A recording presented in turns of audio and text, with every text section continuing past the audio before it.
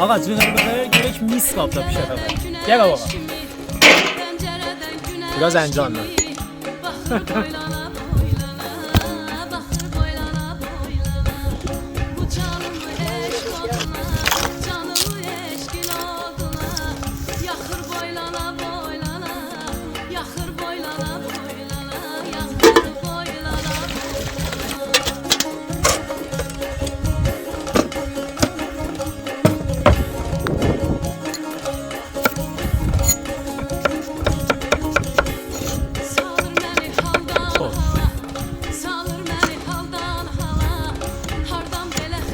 Diğer börek.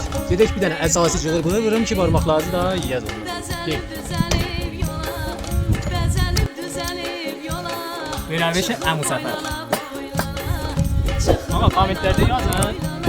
Cığır-bığır. Əmu Səfər ya İskəndər. Hansı aşağıda yazın. Tabii senin diğer böreğine.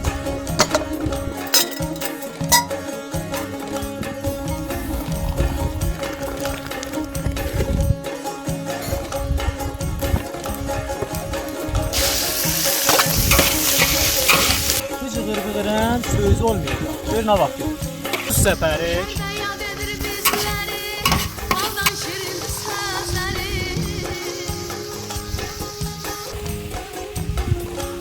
Soğan.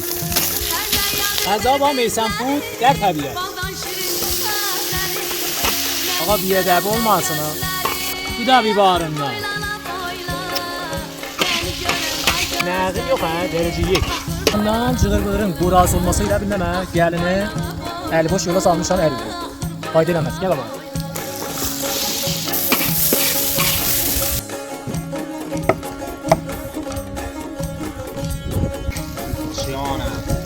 Gel apar 500 tümən. Gel baba. Bu bibarın, bu nənə kunəsi, bu da limon. Ay yapışar ha.